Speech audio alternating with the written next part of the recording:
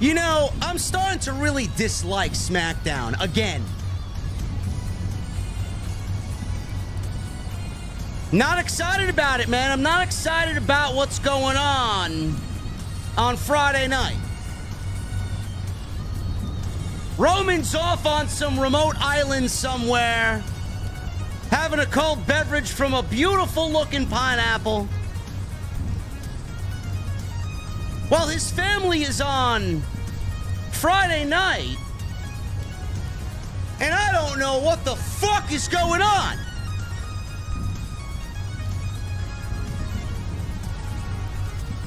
Is Jimmy Uso in or is Jimmy Uso out? I don't know. LA Knight. He looks to be a real megastar with a mega money contract. WWE is showing you that they're going all in on LA Knight.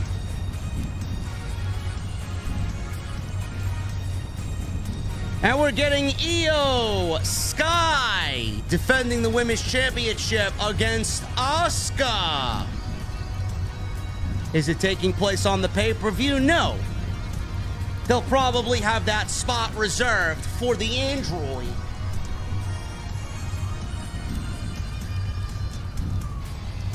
Anyway, ladies and gentlemen, this Bloodline business is ice cold. Colder than my cold beverage.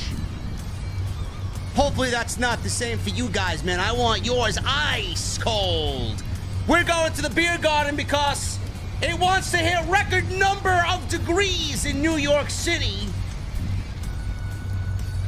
So we're going to be in the beer garden for a little bit longer, man. I'll meet you over there, but I got one question before I meet you right over there. What the fuck are you guys drinking? I'll see you over there.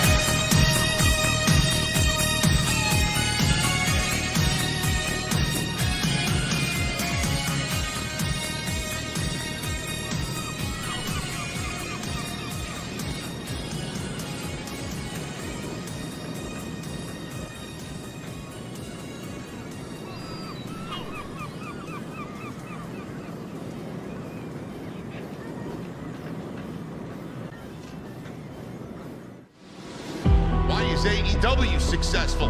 Why is Tony Khan running his promotion better than Vince McMahon and Bruce Pritchard are running Monday night and Friday night? Long-term booking.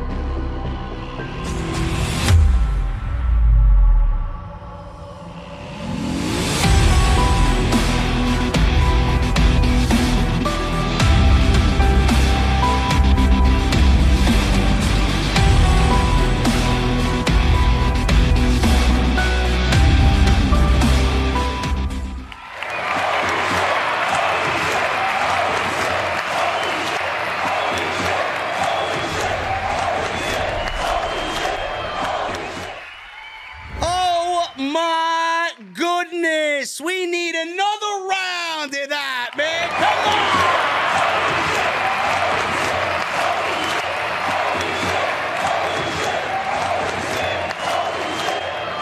Whoa! Chris Tiger Harris. Oh, my goodness. Oh,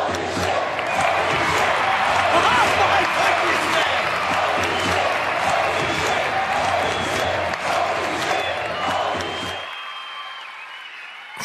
Tiger Harris with a $300 super chat. Dropping a bomb, possibly last bomb of this year, JD. Keep up the great work. I have nothing but respect for you. Going through more bullshit. I seriously think I'm bipolar. I don't know what else to do. Having stupid thoughts. I don't care about therapy because that does nothing.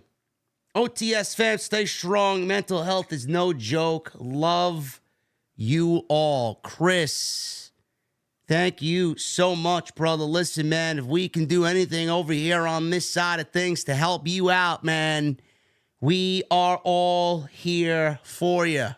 Honestly, just reach out to any one of us, man. My DMs are open on Twitter, so thank you, Chris. Hopefully that is not the last we see of you, man. Thank you so much for your generosity. And Jason Barker just dropping another 100 because Jason Barker is a fucking savage. This man has the greatest undefeated streak potentially in OTS history. I don't, what is this, like 13 streams in a row? I got to go back and reference, man. I'm starting to lose count with how many 100 bombs he's dropping here on the stream, man. Jason and Chris, thank you guys very much for all of your supports. Thank you guys very much for joining me on your Friday evenings, wherever you may be. I am JD from New York, if you didn't already know that. This is Off the Script. This is your SmackDown post show for Friday, September 8th, 2023. We're going to get into the festivities tonight. But man, oh man, what a shitty show this is, man. I tell you right now, man, SmackDown is easily, by far and away, the worst wrestling show of the week. It may be, and now quote me on this, man, because this, I don't even believe I'm going to tell you what I'm about to tell you. NXT might be better than Friday Night SmackDown. That's where we are at right now with Friday Night SmackDown. There's genuinely nothing going on. This is a nothing show. This is genuinely a nothing show. Nothing happened on this show that I even remotely give a iota of a fuck about. Honestly. Roman Reigns needs to get back and get back immediately because this show is a sinking ship and it's not good. John Cena can be back for all he wants. It ain't going to help what's going on with Friday Night SmackDown. Let's start with LA Knight. This is the big story. This was basically the LA Knight show. LA Knight got a couple of segments tonight. He got an in-ring promo where he was interrupted by Grayson Waller and Austin Theory. He got a very long match against Austin Theory tonight on Friday night. He got a backstage promo with Paul Heyman. So basically, this was the LA Knight show, if you really want to go out there and say anything at all about it. And the news in regards to LA Knight is that he is now legitimately a megastar. And we talked about this afternoon when I covered the news for Friday on Off the Script. Go and check it out. It's on the homepage. Everything you need is on the homepage. Today we talked about LA Knight and the fact that WWE wants to keep him around for the long haul. This is coming from Fightful Select. And they have learned around the time of SummerSlam that WWE made recent overtures towards LA Knight to re-sign with World Wrestling Entertainment in an attempt to extend his contract for several more years. However, at that time, it's been told that LA Knight's deal was nowhere near expired, and it would be well ahead of a possible expiration, which would have been late 2024, early 2025. In most cases, WWE has waited until deals are much closer to expiration to offer a new contract. PW Insider reported on Thursday afternoon that WWE and LA Knight were finalizing a new deal. Some of the deals were countered, but WWE and LA Knight are finalizing a new deal. There were reports that the company was waiting for the deal to go through before going forward with his push on Friday night. But there was a year left, over a year left of his current WWE contract. This is great news. This is great news. He is now legitimately the megastar. I'm assuming they are going to keep him around for 5 years. WWE, when they want to re-sign someone, it is at a 5-year maximum. They don't exceed 5 years for their contracts. WWE did not want to let LA Knight go anywhere. They clearly have plans for him. I feel a little bit more comfortable now than I did earlier this summer in regards to LA Knight, as you see the current direction on Friday night after tonight with LA Knight. I was worried, though. A lot of people were worried about LA Knight because every time somebody gets over on their own accord, every time someone gets over and goes against the machine, per se, the WWE machine, and gets this type of fan reaction, WWE kind of looks at it and they resent it because it's not what they had planned, and the fans are fucking their plans up. And then they take it out on the talent. There were all sorts of reports about LA Knight. Oh, yeah, WWE's going to push him, but they're waiting. Clearly, now we know what they were waiting for. There were reports about WWE pushing him slowly in hopes that LA Knight's push or popularity fades away and fizzles out. I heard it all. But I am here to tell you because you all know I would be the first in line to tell you if I was worried about where WWE was going with LA Knight. I am pretty confident that LA Knight is going to be just fine on the main roster. After tonight, it looks like WWE is taking the pairing of Grayson Waller and Austin Theory, which I actually quite enjoy. I think they're a great duo. I think Grayson Waller and Austin Theory are going to play off each other very, very well. After tonight, it looks like Austin Theory and Grayson Waller will be feuding with LA Knight, and LA Knight will probably be enlisting the services of John Cena. So WWE is pairing LA Knight with John Cena, and that speaks volumes as far as what WWE thinks of LA Knight. This is a good thing. They're taking the John Cena narrative from the pay-per-view last weekend, and they're going to continue it with Grayson Waller and Austin Theory as their opponents. Now, obviously, we heard about Cody Rhodes and the possibility of Cody Rhodes versus John Cena, with John Cena being back. That's the one match that Cody Rhodes himself wants. There's rumors of Cody Rhodes coming over to Friday Night SmackDown via a trade for Jey Uso, who just landed on Monday Night Raw. I don't know when we'll find that stuff out, but it looks like they're going with LA Knight and John Cena against Austin Theory and Grayson Waller. I have no problem with that. I think everybody should really calm their fears and let WWE take the wheel here. I think LA Knight's in good hands. The other thing that happened tonight was Jimmy Uso. Now, I don't know where they're going with the Bloodline story, and to be quite blunt with you guys, and to be quite honest with everybody, I am starting to care less and less and less and less. It seems like forever ago since something relevant happened with the Bloodline. Jey Uso got traded to Monday Night Raw. Cody used his executive powers, whichever executive powers he did have in the WWE, to muster a deal to get Jey Uso over to Monday Night Raw. This left Jimmy Uso all by himself. The reason why they did this is because WWE has their eyes set, their plan set on Jimmy and Jey Uso in a one-on-one match at WrestleMania 40 in Philadelphia next year. This is their way of prolonging that story and creating some sort of long-term booking. Roman Reigns is out. I don't know where the fuck he is. He's probably on some exotic island somewhere with his family, and he's relaxing under the sun with a beautiful pineapple-y cold beverage with a nice little umbrella in it. I don't know where he is, but Jesus Christ, does WWE need Roman Reigns back on this show? Because John Cena ain't going to be there every week. Cody Rhodes ain't over there yet. I don't even know if he will end up over there.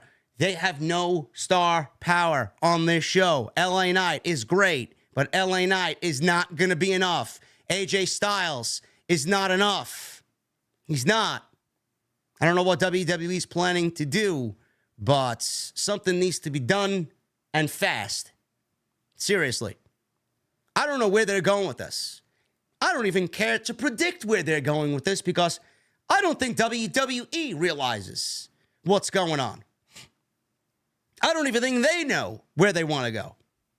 But Jimmy Uso tonight put on a Bloodline t-shirt and told Paul Heyman, nobody told me I was out of the Bloodline, so as far as I'm concerned, I'm still in the Bloodline. What are we doing tonight? What are the plans? Wise man. I'm sorry, didn't Jimmy Uso super kick Roman Reigns in a huge moment, a huge turning point in the storyline? Didn't he do what Jey Uso should have did? Wasn't Jimmy Uso the first Us to sever the bloodline from Roman?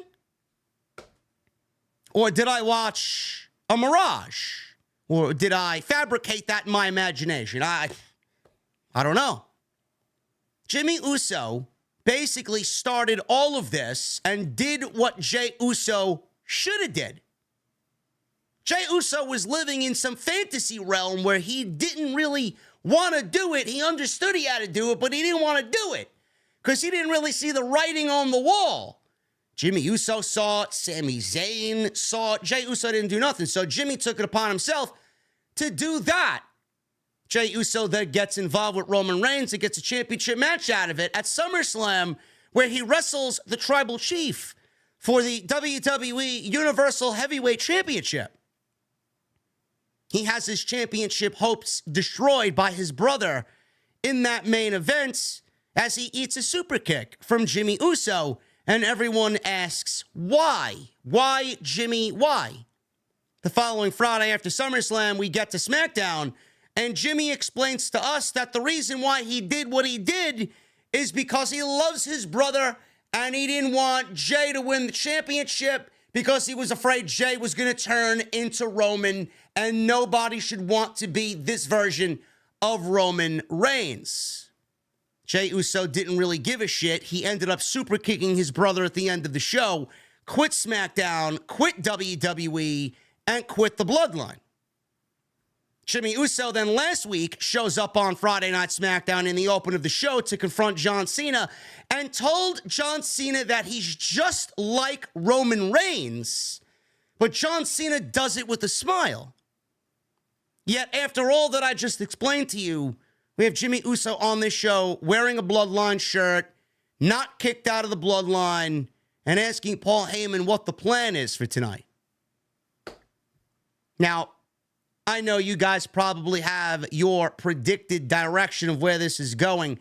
I'm here to tell you that's all fine and good. I'm here to tell you from my POV that this shit sucks. Because they basically made no sense of what Jimmy is doing on Friday night by have him putting on a Bloodline t-shirt.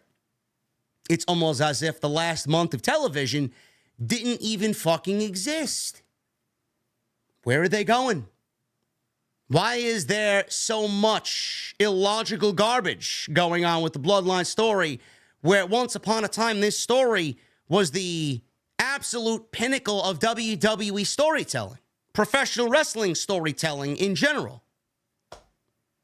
I don't get it. It makes no sense at all. Now, but I'm the one complaining. I'm the one who's negative. You don't know where it's going. Be patient. You got to give it time. No, we're in the third inning still. Bitch, I'm already calling for the fucking bullpen and the relief. Give me a fucking break, third inning. We're going into the 7th and 8th innings here. I can't wait to get the fuck home, hit the shower, and go to bed. That's where I am with this fucking storyline. Yet we got, it's going into October. It's September. September, October, November, December, January, February, March. We have 8 more months of this shit? You want me to sit here and invest my fucking time into 8 more months into this shit? Meanwhile, you're proving everybody right that said this shit should have ended with Cody winning the fucking titles at WrestleMania. Garbage. Absolutely everything you watched doesn't make sense. Puts on a Bloodline t-shirt like nothing happens. Now, if I can make a prediction about where this is going, maybe, just maybe, Jimmy Uso's trying to infiltrate the Bloodline and break the bloodline up from within, which I don't really understand how that would lead to a brother versus brother match at WrestleMania, because Jay should be looking at Jimmy if that's the case and commending him for what he's doing. Is Jimmy trying to break up the bloodline from within? Is he trying to infiltrate Solo Sikoa and change Solo Sikoa's mindset about where he is in the bloodline? I don't know. At the end of it all, I'll tell you what, Jimmy and his story is not as cool as Jay and his story was with the bloodline. We're just running around in circles with our heads cut off. WWE's turning their wheels, and they keep going over and over and over again, man, through the same fucking exit. They're lost on the highway. They don't know where they're going. Sorry to tell you. I don't find any of it interesting anymore, and Roman needs to be back on television. We're going to go over this show tonight the best that we can. We had LA Knight versus Austin Theory. We had Charlotte Flair and Shotzi Blackheart versus Damage Control. And we had the Brawling Brutes against the Bloodline. So now we got Bloodline on Monday.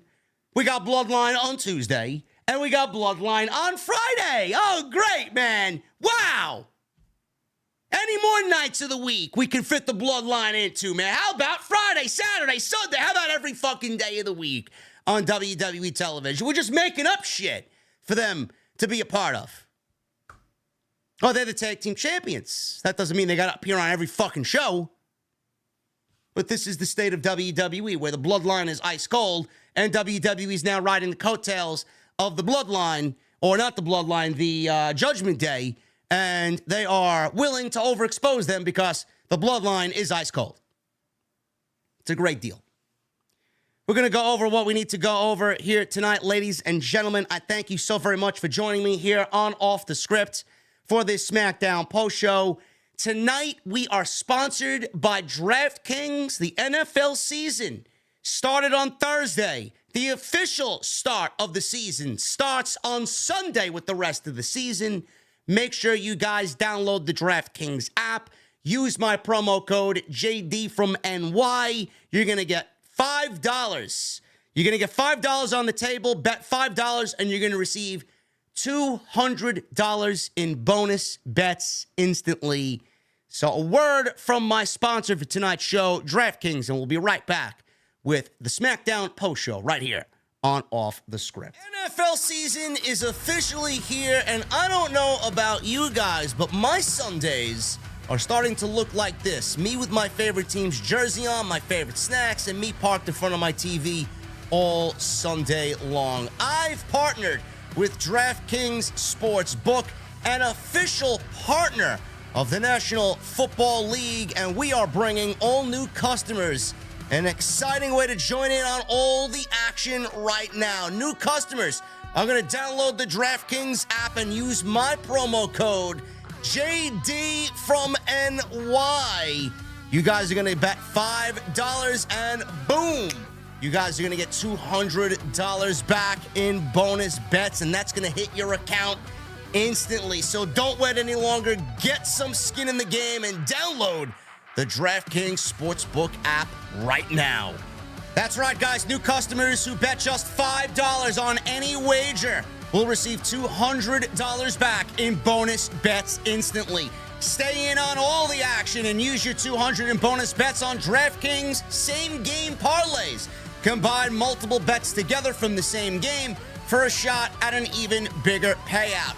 If sports betting is not available in your state, don't worry. You guys can still join in on all the fun with DraftKings Daily Fantasy and have a shot to win cash prizes. So now you guys know what the big play is this season. Download the DraftKings app today, and all new customers who bet $5 will get $200 back in bonus bets instantly when you use my promo code JD from NY. Once again, that's $5 down. Get $200 back in bonus bets. Use that promo code JD from NY only at DraftKings.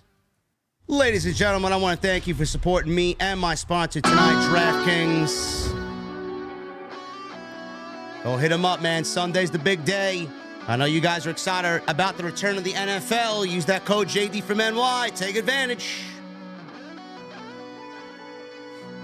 Follow me on social media at JD from NY206, Twitter, Instagram, TikTok, and Cameo. Hit that subscribe button down below. Turn on the bell for notifications. Make sure you guys go check out all the other contents on the channel, including today's OTS Extra. Talking about the Young Bucks, who apparently had some demands to meet with CM Punk before he got fired from AEW. Sure he did. Sure they did. I'm sure they had a whole list of demands to want to talk to CM Punk. And go check out the Dynamite Post, TNT, episode number 12, Monday Night Raw. Everything you need is on the homepage. Hit that thumbs up. Let's try for 1,000 likes on tonight's SmackDown Post. Super Chats are open. They are wide open. Get them on in. We'll hang out at the end of the show. Memberships are open as well. Make sure you guys go and get those memberships in and become a channel member of VIP right here on OTS. And once again, thank you to DraftKings for sponsoring tonight's show. DraftKings, download the DraftKings app and use that promo code JD from NY. Bet $5 and get $200 in bonus bets instantly. I got to shout out someone before we get into the post-show review here, man.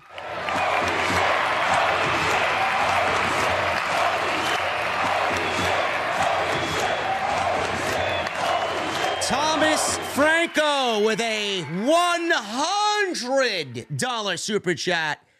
Hey, JD, here's a bomb for you. Appreciate all the streams you put on last week and into early this week while being sick. Glad you're back feeling better, and you're right.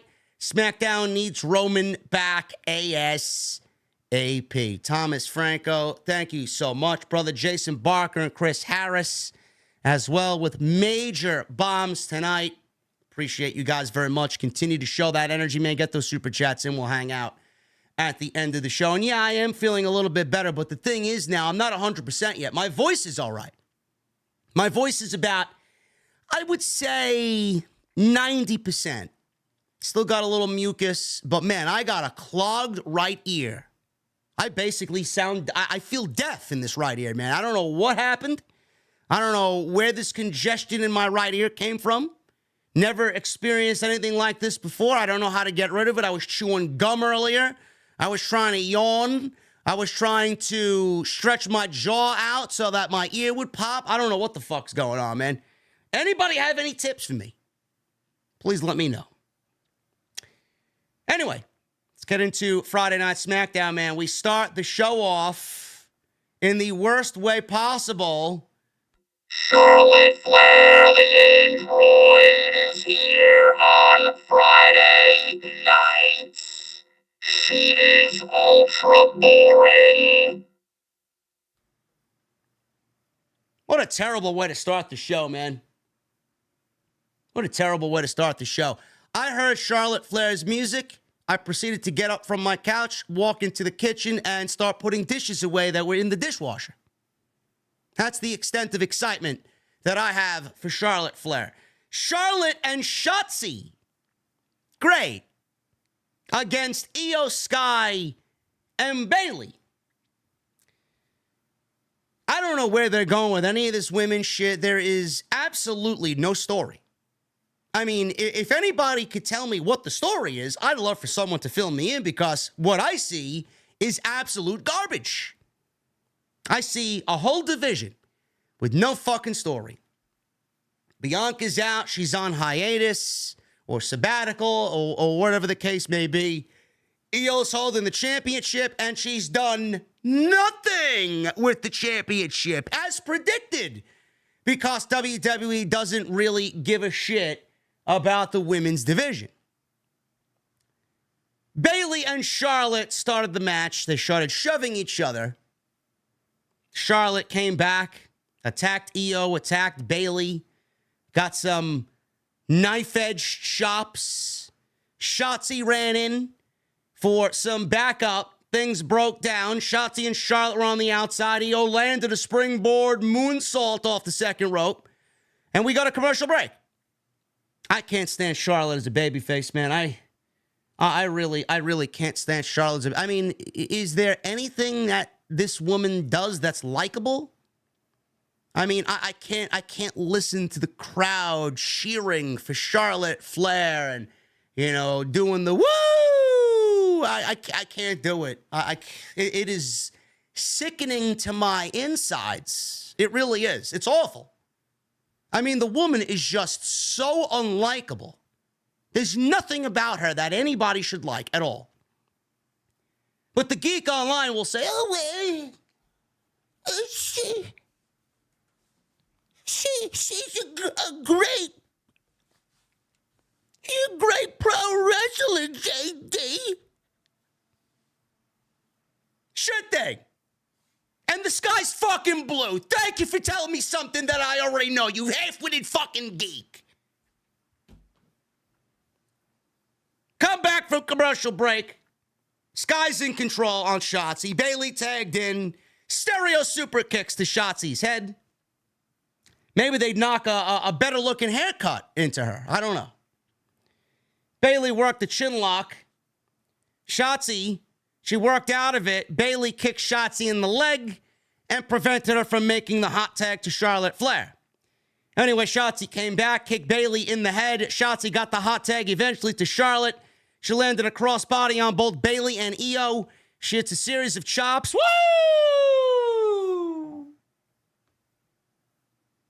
Before landing a fall-away slam on Io, Charlotte followed up with a big clothesline and a fall-away slam on Io, like I said. I think the fall-away slam was to Bayley before that. So she did two fall-away slams, one to Io, one to Bayley.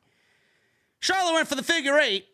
Bayley rolled Charlotte up for a 2 count. Charlotte came back and got a figure 4 in until Io broke it up with a Meteora. Sky tagged in, hit a top rope Frankensteiner. Bayley went up top, and all of a sudden we see Asuka kind of like emerge from the timekeeper's area, and she starts dancing like she's... I don't know what's going on the outside. She does one of these numbers over there on the outside. She takes the title. She's got the title. I don't know what she's doing out there, man. You know? The fuck are we doing? Like, what type of story are you trying to tell me here? So, Bayley's on the top rope. She's up top for like a good 40 seconds watching Asuka do whatever the fuck she's doing on the out, like she's some fucking genie coming out of a lamp. I don't know. So she's up there. Charlotte hit Bayley with a big boot. Shotzi tags in, hits her finisher on Bayley for the 1, 2, 3.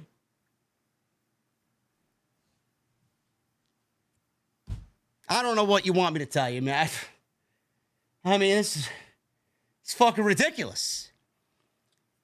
I'm supposed to be intrigued by this creativity on SmackDown, man. Wow, I can't wait. Holy shit. Asuka wants the championship back. Great, get in the back of the line. Are we getting Asuka versus Io at Fastlane? I sure hope so. WWE gave you that 2 weeks from now on SmackDown. Great. Who gets the title shot at the pay-per-view? Is it the fucking android? Because that's exactly where we're going with this. If you don't think we're getting Charlotte and Bianca at WrestleMania, you got another thing coming. That's exactly where they're going. Nobody gives a shit. The women's division is lacking big time in every aspect. And Shotzi, listen, man, I loved Shotzi in NXT Black and Gold. This Shotzi, she does not look like she belongs anywhere in the ring with any of these women. Sorry to tell you. Paul Heyman. He's backstage. Don't know what he's doing back there because Solo Sikoa wasn't on the show until later in the evening. He's on the phone, and Jimmy is there. Jimmy says to Heyman that last week he was told by John Cena that the wrong Uso quit. And Solo telling him that he's not out of the Bloodline unless they say they are. So he's in the Bloodline again. I mean, you kicked the tribal chief in the face. I think that pretty much tells everybody that you're out of the Bloodline.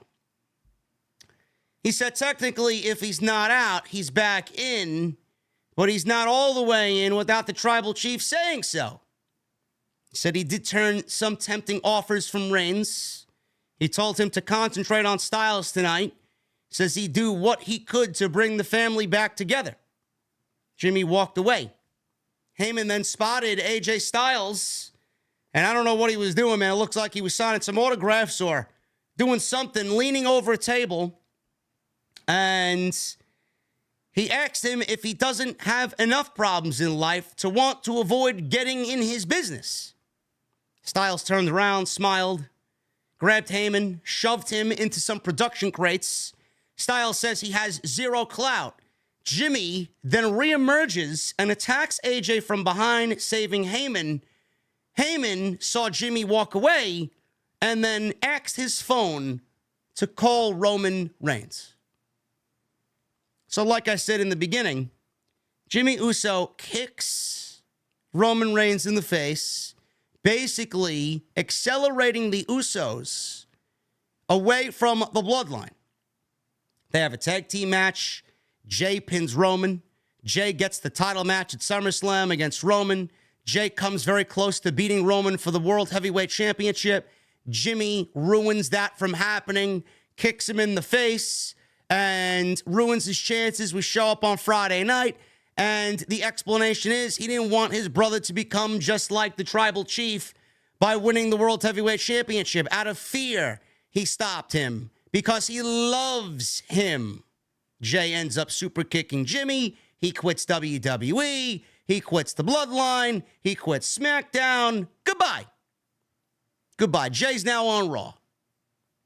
And all that. Now Jimmy wants back in the Bloodline? I mean, please tell me where it makes sense. It doesn't. What is the terminology that everybody uses online?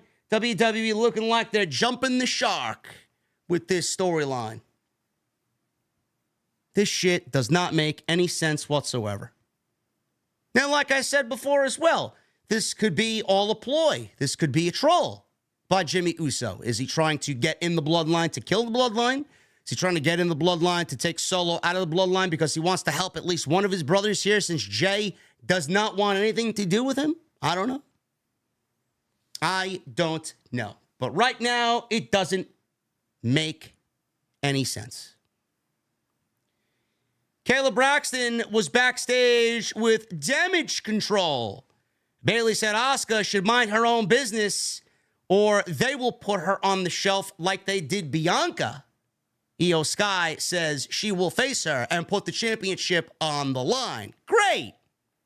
Can't wait for the match. Legitimately excited about the match. Now, hopefully WWE gives them at least 15 minutes because that's what they deserve.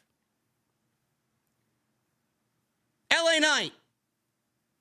He comes out, gets a big reaction in Boston, Mass. He held the mic up to his mouth. He kind of felt the energy in the TD Garden and absorbed all the cheers.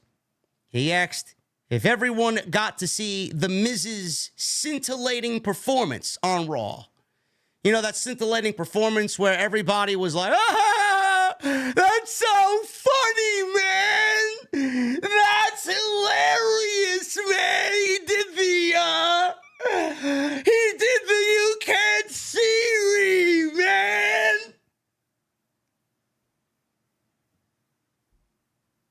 Then I go online and tell me, please wake me when Gunther and Chad Gable hit the ring, as if I had anything bad to say about the fucking segment on Monday night on Twitter. And everyone's like, well, I don't know how you didn't laugh at that, man. You got a terrible taste in humor. I'm sorry. I'm sorry I don't find juvenile third-grade jokes to be funny on my pro wrestling program. Oh, but you enjoyed MJF and Adam Cole dancing in the ring. You hypocrite. MJF and Adam Cole are infinitely more funny than The Miz, clown. You fucking break. This is the shit I gotta deal with every fucking week. Shit sucked. I didn't find none of it funny. Scintillating. Garbage. Talked about The Miz's theme song lyrics. Said he didn't come to play in the WWE.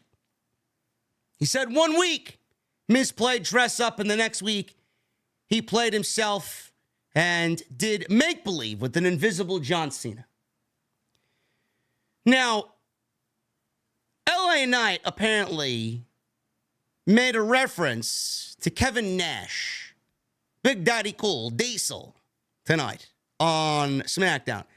He mentioned something about the word play, and he mentioned something along the lines of play and it being an adjective. Now, clearly, the word play is not an adjective, it's a verb. He recalled the Kevin Nash adjective moment from Nitro back in June, I believe it was 1996, if I'm not mistaken.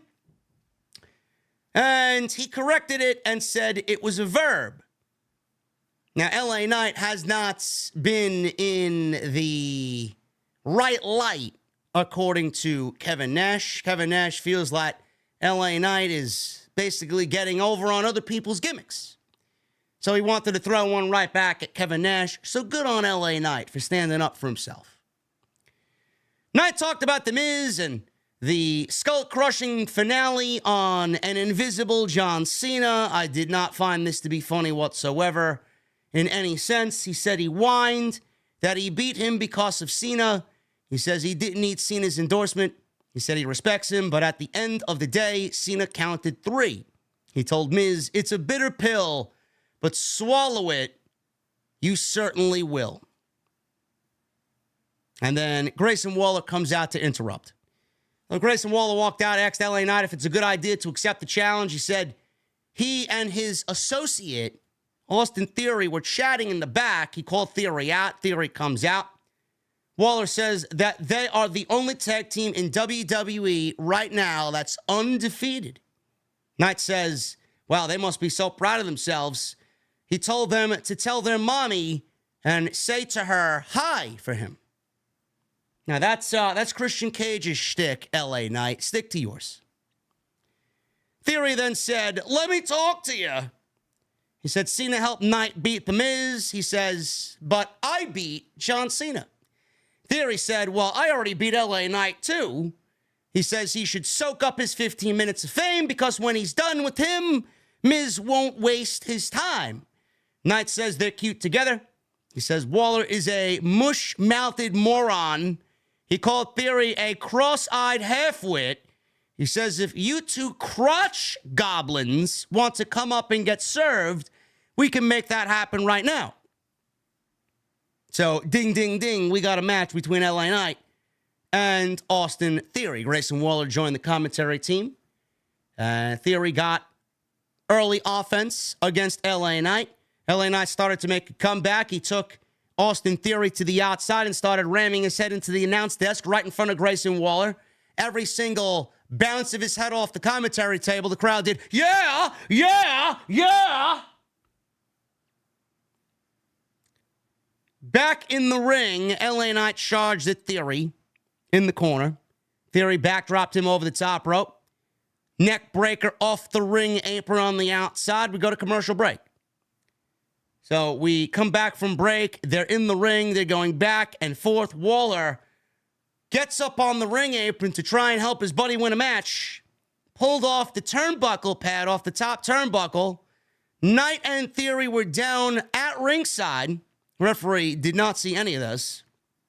Theory whipped Knight towards the exposed steel in the corner. Knight blocked it. He slipped on his landing, got up, and corrected it with a power slam to Theory. He followed with his elbow drop. Waller then distracted him from the ring apron. Knight turned to yell at him. Theory rolled up Knight for a near fall. Knight then came back immediately with the BFT, the blunt force trauma, for the 1, 2, 3. After the match was over, LA Knight eyed Grayson Waller, who got in the ring and then retreated to the outside with Austin Theory.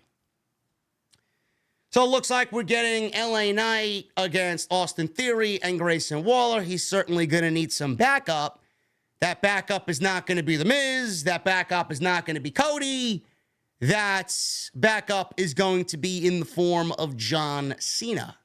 How do I know? Well, WWE announced that Grayson Waller will have John Cena on the Grayson Waller effect next week. There you go. Fastlane, here we come. Backstage, AJ Styles was in an interview. Styles said Jimmy Uso can jump him as many times as he wants, but nothing will stop him from tearing his head off tonight. Great. I guess we need some other top stars, or I should say former top stars, to pick up the pieces left by Roman Reigns, who wanted to go on a mini vacation. Great. Judgment Day. They make their way out to the ring, and they are about to cut an in-ring promo. We got to the back, and Adam Pearce is there with Paul Heyman. Heyman told Pearce to tell him who was getting traded from Raw to SmackDown. Pearce said those decisions are made at the highest of levels. LA Knight walked up to them and wanted the match with The Miz. Pearce says it'll take place next week. Great. Knight-eyed Heyman. That gives John Cena all the ammunition he needs to come help LA Knight. Knight-eyed Heyman. Heyman then said, well, we've never formally been introduced. He shook LA Knight's hand and said, I'm a huge admirer of your work. Knight smiled and said, oh, really? Really? You're a fan of my work? Heyman said, yeah. Just in that way, too. He said that just like that. Yeah. Heyman said, Phil, I got to tell you something. The next time the guy outside the door tells him he's doing business, do me a favor, please knock on the door first. His demeanor went from, laughing and smiling to the wise man. He asked if they're clear. LA Knight leaned in and said, yeah. So I don't know, man. I don't know what that moment was about there. Are they teasing something with LA Knight with Roman Reigns? Doesn't really look like it, but LA Knight is going to be teaming with John Cena. LA Knight got 2 segments on tonight's show with a promo. LA Knight in a backstage segment with Paul Heyman. I mean, I can't wait for the LA Knight crowd to continue to tell me he's buried. Where are they? I don't know. I can't hear you, man. LA Knight's doing just fine. Finn Balor, Damian Priest, and Dominic Mysterio in the middle of the ring. What are they doing on SmackDown, you might be asking? Well, they're the tag team champions. They're allowed to be on SmackDown.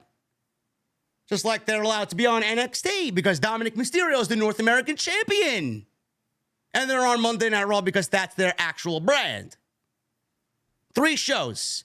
Now they are on all 3 shows. Balor touted Dominic's 1 year with the Judgment Day. Dominic tried to talk. Obviously, the boos got so loud, they were drowning him out. Oh, my goodness, they were.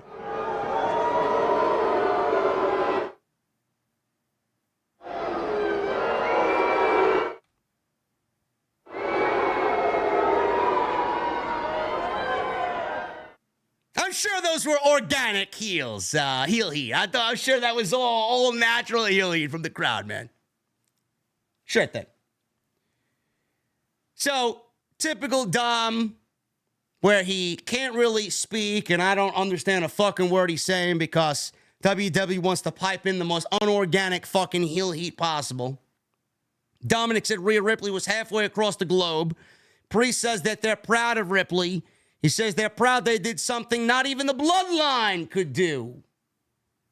He said not even Roman Reigns could do it. We not only beat Sami Zayn and Kevin Owens, we took the undisputed WWE Tag Team titles from Sami Zayn and Kevin Owens.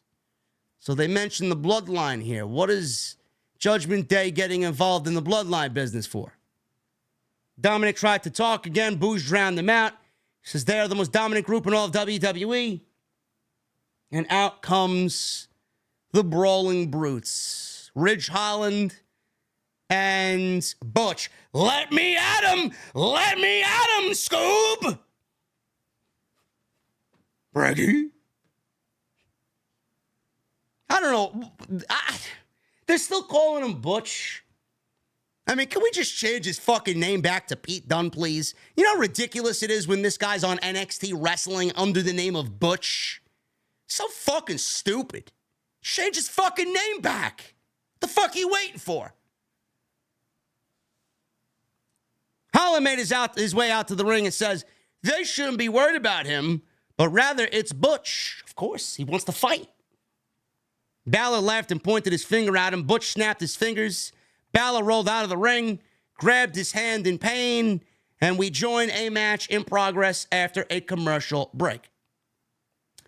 So we have this tag team match here with the Brawling Brutes minus Sheamus against the new tag team champions in Finn Balor and Damian Priest.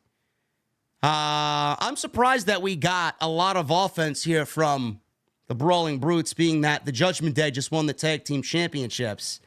Holland and Butch worked really hard here. This was actually pretty decent. WWE, like I said, man, they could have a great competitive tag team division if they actually put some effort into doing the division right. It's always the same fucking teams over and over and over again. WWE typically takes two teams or a faction feuding with the Judgment Day, right? And then they give you every possible mixture of a match between, you know, these individuals, and then they call it a feud. That's all they do. There's no creativity whatsoever. So the Brutes had control, and they were working over Balor. Holland spun Balor around, slammed him down, and Balor's always looking great in there, man. Balor has been, this is probably the best I've seen Finn Balor on the main roster ever. He's just so good at what he does. So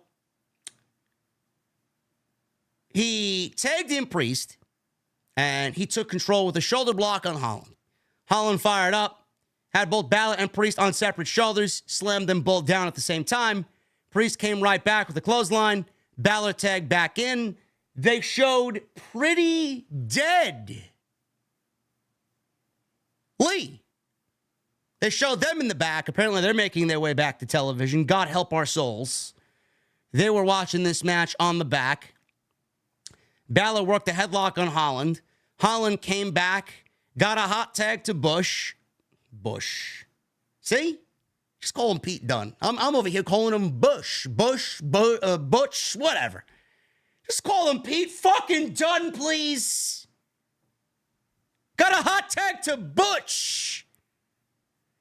Butch landed a moonsault on both Priest and Balor, who were on the outside, and the show went for another commercial break.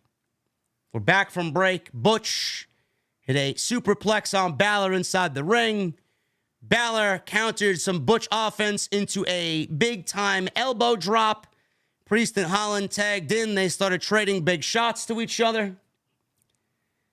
So the exchange ended with Holland hitting a suplex, tagging in Butch. He ran at Priest. Priest got a boot to the face. He goes for a cover, gets a 2 count on Butch.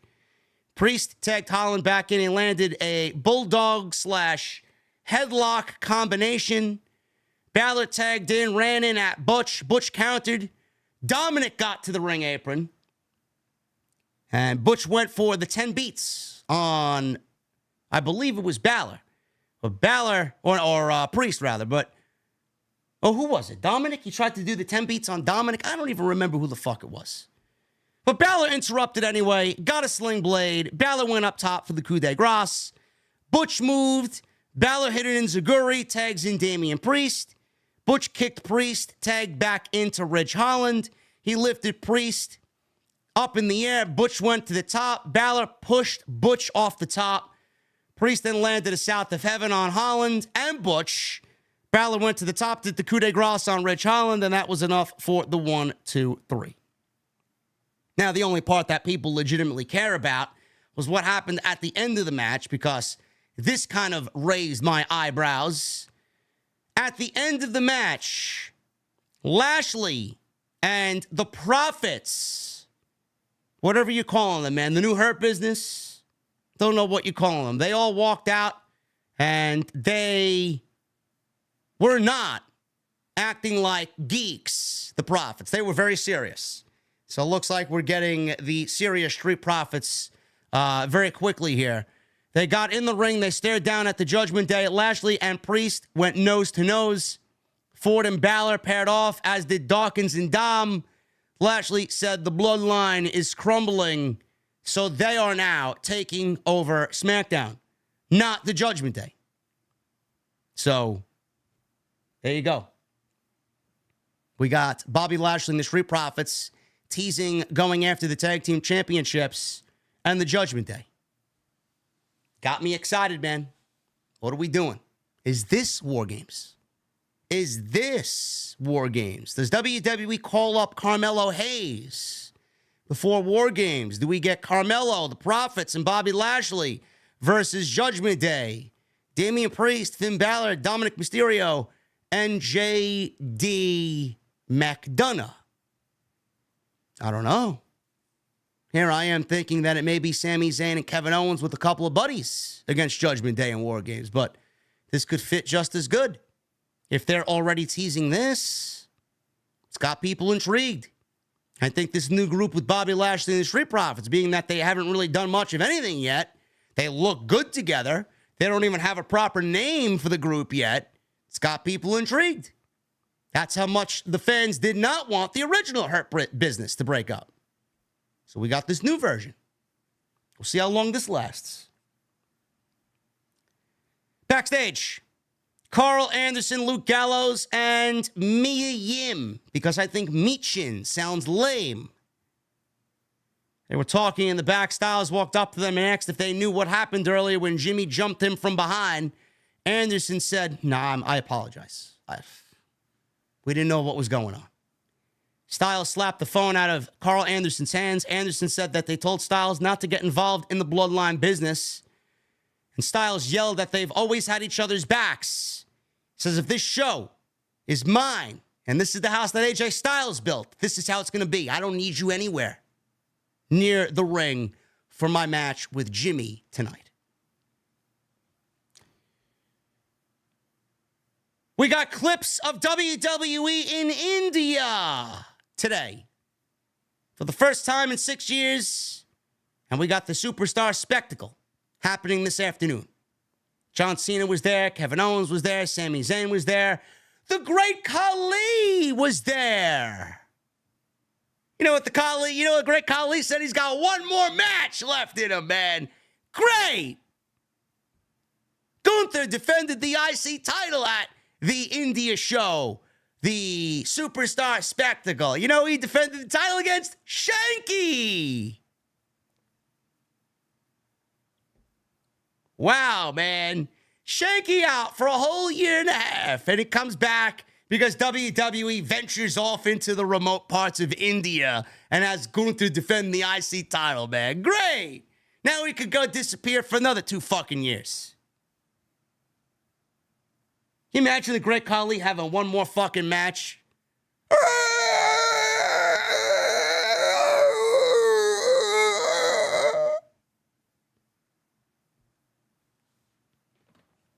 I don't know, man. Don't know how anybody would find any interest in that.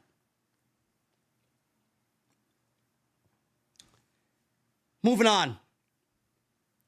Asuka was backstage. She talked about her title match in 2 weeks against Io. Great. She said nobody is ready for Asuka. Neither is the cameraman who's got to film this terrible promo. AJ Styles. Wow, we're already at the main event here, huh? Good.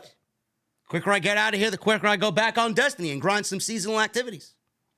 AJ Styles versus Jimmy Uso, man. This was the main event of the evening. So we'll pick it up after the commercial break. Jimmy was in control. Styles leapt towards Jimmy from the ring apron. He got super kicked at Styles. Jimmy noticed Heyman and Solo walk down the aisle. Jimmy smiled at his family joining him at ringside. Jimmy throws AJ Styles into the ringside stairs, and we go to commercial break. Styles, we come back from break. He's in control. He's chopping away at Jimmy's chest with some knife-edge chops. Heyman and Solo are at ringside. They're observing the match, staying away. Styles went on a little offensive streak here. Got some near falls. Jimmy made a comeback and knocked Styles to the floor right in front of Solo. Jimmy approached Solo, who turned his back and walked away. So Solo's on the outside, and you figured Solo would want to do something, but he didn't get involved at all. So Styles is setting up for a phenomenal forearm. Jimmy moved. Styles slammed Jimmy on his neck, got a 2 count. Styles landed a clothesline. Jimmy fought back with some offense, gets a 2 count of his own. They're on their feet. They're trading strikes back and forth. Styles hits a DDT. He goes for a near fall, 2 count. Styles goes up to the apron. Heyman and Solo finally get involved, distracted him. This was enough for Jimmy to hit a super kick on Styles. Styles was on the outside and Jimmy rolled out with him. Jimmy tried to talk to Solo, but Sikoa turned his back and Styles hit both Solo and Jimmy. Styles then confronted Heyman and ran Jimmy into the ring post. Styles hit the phenomenal forearm on Jimmy for the 1, 2, 3. After the match, Damian Priest and Finn Balor, yes, the Judgment Day, come out and attack AJ Styles. Threw Styles back into the ring. Solo and Jimmy were in the ring already. Solo hits a Samoan spike on Styles. And Damian Priest and Finn Balor were staring into Solo Sikoa in the ring and vice versa. The show ended as Solo stared down at both Balor and Priest.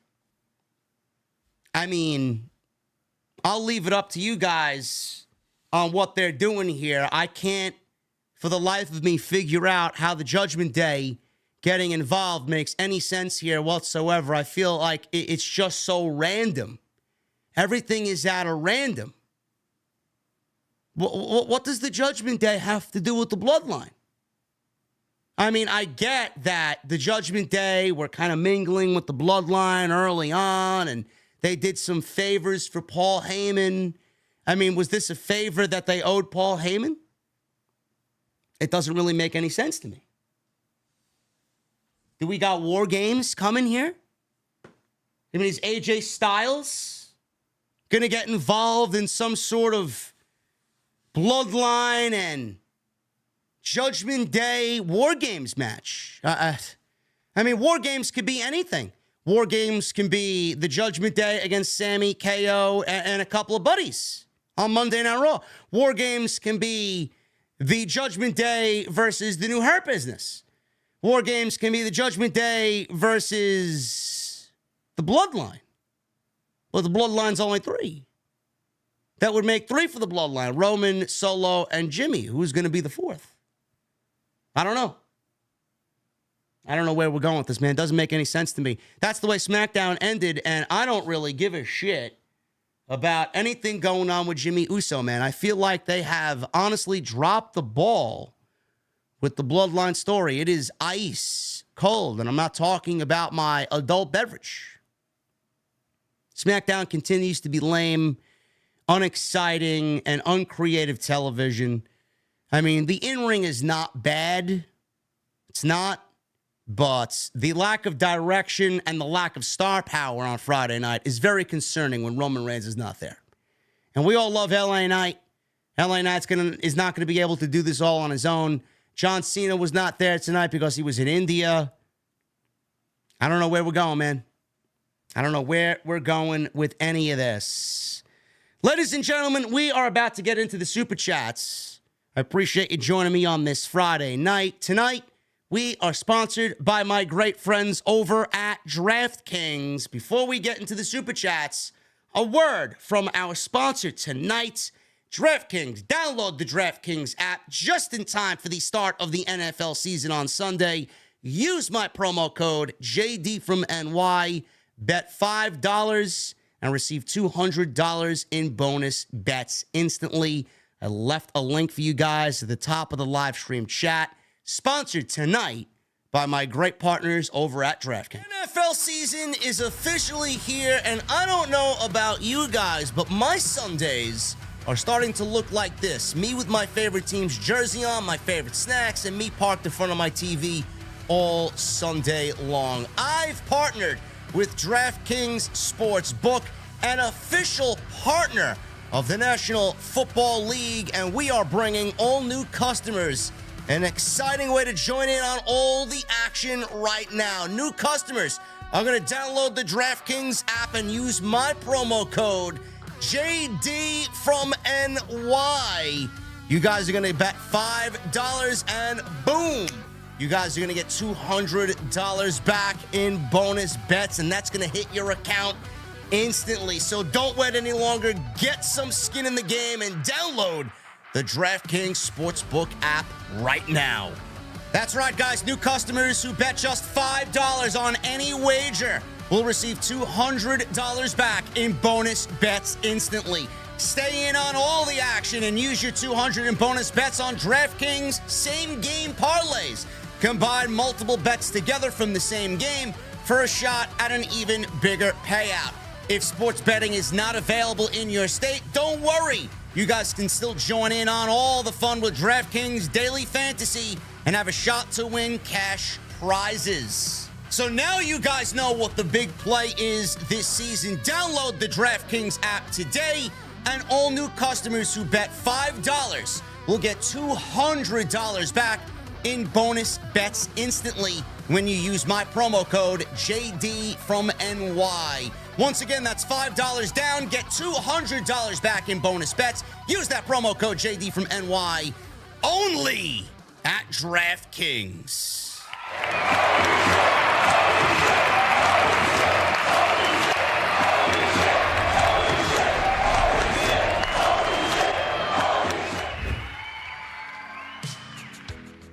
Holy shit, my guy Cam G with a $100 super chat.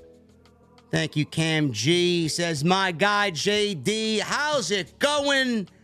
Another subpar SmackDown tonight, but the best part of my night is being here in the venue. Much love, JD. Keep doing your thing. OTS for life. Cam G, thank you so much, brother. Hopefully you are well this evening.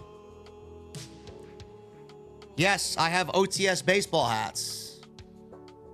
You didn't know that, huh? I wish I could sell them somewhere, man. I got a whole fucking supply here at the house. I'll figure out how to do that, man. I'd love to do that so you guys can support the channel, man. I'd love to get those hats in people's hands, honestly. Or maybe, you know what? Maybe I'll set something up. I can just do it myself. Just PayPal me. Whoever wants who wants a fucking hat, huh? Just PayPal me.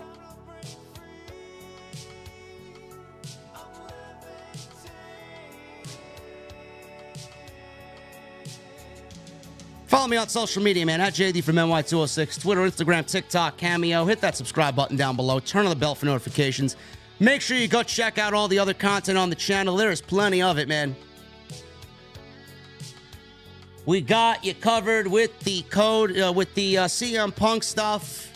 We got you covered on Monday Night Raw with the Cody Rhodes announcement of Jey Uso and Cody potentially coming to SmackDown.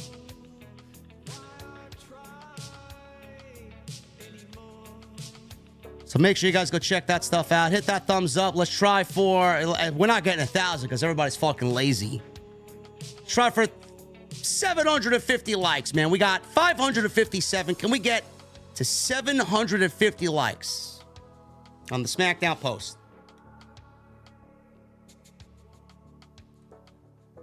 Joseph Taylor with a $2 super chat. JD, your favorite Hollywood The Rock match? Couldn't tell you, brother. I couldn't tell you. My favorite Rock match was probably Rock versus Hogan. Or Rock versus Lesnar in 2002 at SummerSlam. Michelle with the $2 super chat. I think Roman doesn't want Jimmy back, but Jay. Maybe. I don't know. It looks like we've got some faction warfare going on Friday night. The OC versus the Bloodline versus the Hurt Business versus the Judgment Day. I don't know. Also, Michelle, so they are rehashing AJ versus Judgment Day. I have no idea what they're doing. Listen, you and your guesses are as good as mine. Cameron Battle with a $4.99. These SmackDown stories are not doing it for me. Raw storylines are interesting, though, with Sammy and Jay. Gunther, great work. Also, Drew heel turn. SmackDown needs Cody bad. Yeah, I don't know what's going on with WWE on Friday night, man. Apparently, WWE may be off of Fridays, potentially. I don't know if they are going to end up back with Fox next year. Because apparently, WWE canceled the Out of Character podcast with the fucking geek himself with the fucked up haircut. You know, the guy that went to go stalk porn stars at the Whole Foods in his neighborhood. They canceled his podcast. I'm so heartbroken over that show getting canceled. So heartbroken. Yet he wants to gloat and tout that he's better off than everybody. Huh? So with his show getting canceled, everybody's kind of insinuating that WWE doesn't end up back on Fox. Because why else would they cancel it? Well, it sucks anyway, so it doesn't really matter. Yes, him. He who shall not be named. Yes, that's him. Cameron, thank you, brother. Beyond the Script with the $4.99. JD, how you doing, man? I'm doing all right, brother.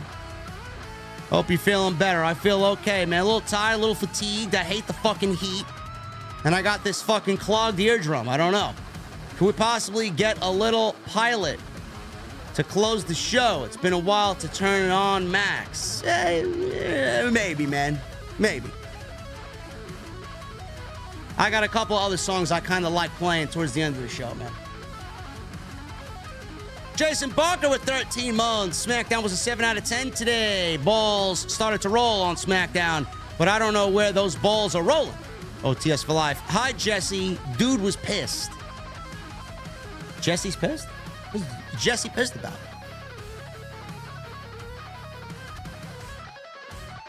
Jason with a $5 super chat. The Ace and the Jace are here. Absolutely, brother. A Thun with a 5. Happy Friday, JD. I've been meaning to ask, what is your favorite beer and liquor? My favorite beer is Omegang, 3 Philosophers. And my favorite liquor is a nice bourbon whiskey. It doesn't really matter as long as it's top shelf. They're not some cheap shit.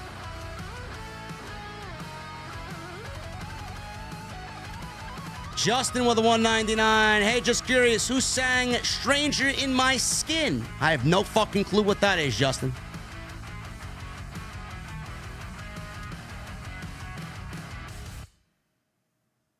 Chris the Tiger Harris with a $300 super chat from earlier. Brother, keep your head up, man. If you need anything from us, we are here for you, man. As always. Jason Barker with a 100. Thank you, brother.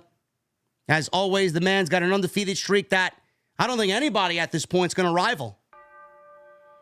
Will Chisholm with a 5. Wow, LA Knight gets a new deal, and they already teased the program with Roman at some point.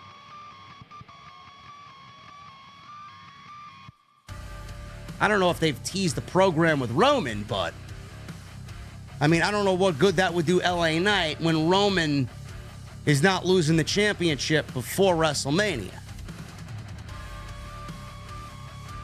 Friendly Neighbor with a 1 month. Hey, JD, I'm new, but I love your stream. You are the man, Friendly Neighbor. I hope you're a little bit more friendly next month as well, brother. Thank you so much. Phantom with a 1 month. He leaves me 2 beer emojis. Thank you, Phantom. Thomas Franco, thank you for your generosity, brother. I really appreciate you appreciating what I do, man. Happy to have you here. Will Federico with a 199. Big fan, JD. I'm a big fan of you, Will. Funny Rob Baby with a 4 months. I just hit 500 subs.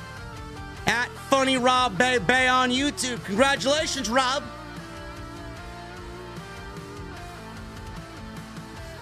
And congratulations to my OTS VIP Raging Girl Gamer who just hit 2,700 subscribers on her YouTube channel. Fun fact, I led Jesse and Rage through the Crota's End Raid the other day. And we would not have completed it if it wasn't for my sheer knowledge and my beastly Destiny 2 skills. Just throwing that out there. Jay and Joe's World with a 499. Cena and Rhodes. But will Cena become a heel? Babyface versus babyface doesn't sound too exciting if this match does happen. I mean, there's really nothing for John Cena to lose to turn heel, but will they do it? Probably not. Peter Gaymore!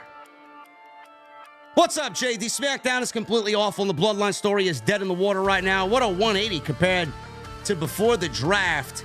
We need Omos to save SmackDown. Is Omos even employed? I don't know. When Omos shows up on the show, we know Vince was there that evening. Main event, 81 with the 10 months. JD, that missed segment on Raw was boring. And we lost 45% of our common sense watching that illogical garbage. I'd rather see Omos. No. Now, I would take The Miz giving a skull-crushing finale to an Invisible Man any day of the week over Omos. Ahmed with a 499. You know why I don't care about Charlotte? It's because the women don't evolve. It's the same old boring shit. I agree, Ahmed. I agree. Peter Gaymore with a $2 super chat. In the share was more entertaining than Pretty Dead. Lee. I won't go that far. MGM Brawling with a 199. Who's the better Lee? Wes or Pretty Dead? Lee. I'm going with Wesley. Wesley's incredible. Peter Gaymore with a $2 super chat. Khali versus Omos, 1 hour Iron Man match. Book it. Well, if there is one guy that Khali's going to have a match against, it will be Omos. Surprised that didn't happen in India. Cam G, thank you, brother, for the 100. Really appreciate your generosity, brother. Always. Jose Perez with a 499. Hey, JD, good job on coverage with bright passing and all-in crazy weekend. LA Knight poke at Nash was too sweet. Keep it up. OTS for life. Thank you, Jose. Always going to get the job done. Rain or shine, sickness or in health. Always. M. James 2000 with a $10 super chat. I know we're all tired of talking about CM Punk, but if he were to return to WWE, would you consider that bigger than Brett or Warrior returning to WWE? I feel Punk would be the craziest return in WWE history. Yes, I would. That would be bigger than both Warrior and Brett combined if it did happen. Sue with a $5 super chat. JD, after today, I'm drinking my champagne because I made it through the week. Hope you make it too by feeling better. Salute. What the hell are you drinking? OTS forever. Sue, as long as that champagne is ice cold, I don't care what you're drinking or where you're drinking it, when you're drinking it. Matt Fugitive with a $2 super chat. How much for a hat? I usually sell them for $30 when I'm actually at the meet and greets. So it'll probably be $30. Joseph Taylor with a $2 super chat. He who shall not be named can go back to TMZ. Fuck him. Wild Stallions with 6 months. Braves are on fire. Well, they lost 2 out of 3 to St. Louis, so. Fucking Cardinals, man.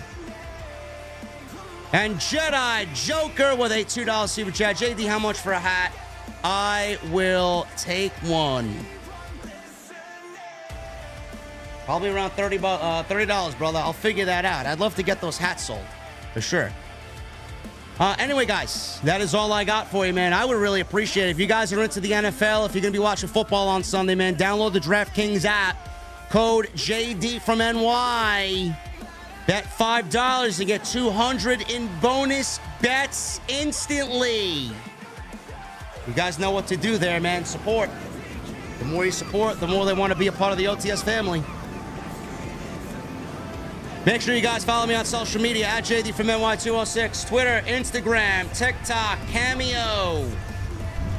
Go check out all the other content on the channel. Plenty of it. Hit that thumbs up. We need 100 more likes for 750. I know you guys can do it. And thank you, as always, for a great stream. Next time you see me, we'll be live tomorrow night. Jesse and I believe, will be covering Collision. I got to see what he's doing. Gonna watch Collision, man, see how it feels with no CM Punk there. Should be fun. Until then, guys, have a great night. Thank you so much for your generosity. I love the energy tonight. Thank you guys for everything you do, man.